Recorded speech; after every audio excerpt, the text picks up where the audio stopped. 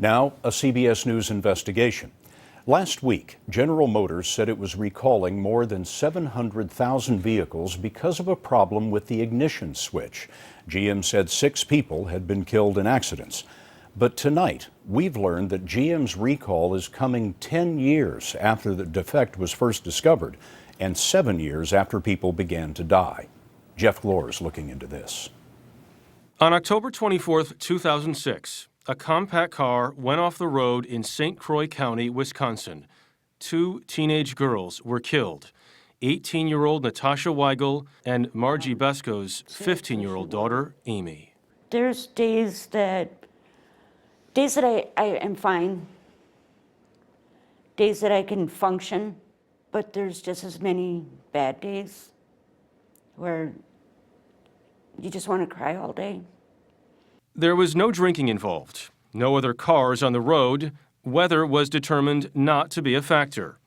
No one was wearing a seatbelt, but an investigation found the airbags never deployed, and the ignition switch was found in the accessory position, meaning the car likely did not have power when it crashed.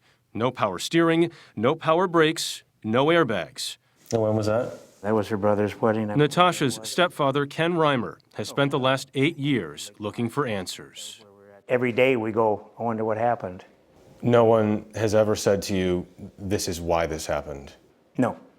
The girls were in a 2005 Chevrolet Cobalt, a vehicle included in that massive recall of more than 700,000 cars just last week, because GM says a heavy key ring or sudden jarring can switch the car off.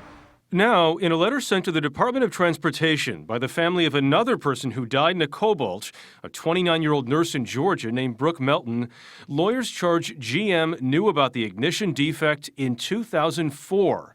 A service bulletin was posted to dealers by GM in 2005 in case customers complained, saying there's the potential for the driver to inadvertently turn off the ignition.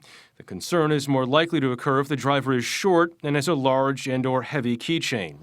But the cars kept being manufactured without a fix, and none were called back.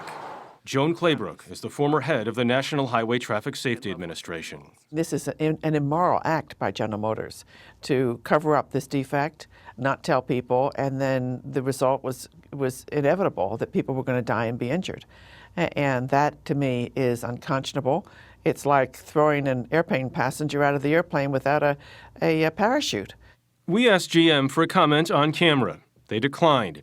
When we asked last week why the recall wasn't issued a decade ago, they told us the incident rate was very low with no growing trend.